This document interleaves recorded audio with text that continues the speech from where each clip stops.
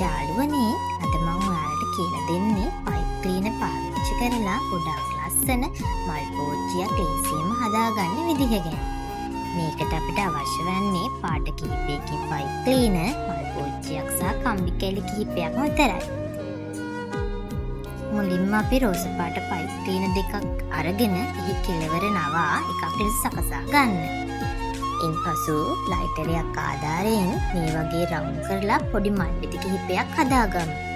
මේ විදිහට එකම ප්‍රමාණයට පෙති 7ක් හෝ 8ක් හදාගන්න එක තමයි ගොඩාක් වැදගත් වෙන්නේ.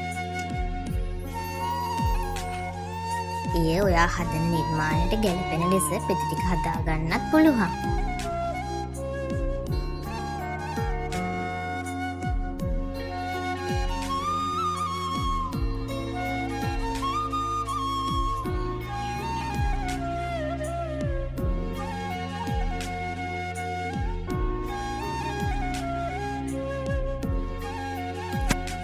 දැන් මලේ මැද කොටස සකසා ගන්න කහපාට පයිප් ක්ලීනර් එකක් අරන් ඒ දෙකට නවා කපා එහි එක කොටසක් රෝල් කරගන්න.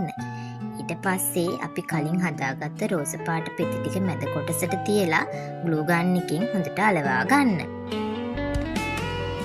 මලක් ලස්සන වෙන්න නම් කොළ පාටක් තියෙන්න ඕනනේ. කොළ පාට පයිප් ක්ලීනර් පාවිච්චි කරලා කොළවල හැඩයෙන වෙස කොළයක් නිර්මාණය කරගන්න පුළුවන්.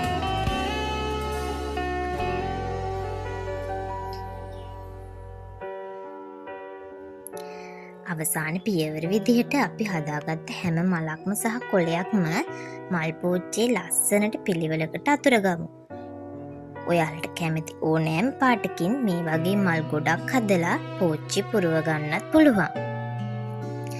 මෙන්න බලන්න ආසිතන ලස්සන මල් පෝච්චියක් දැන් ලෑස්ති.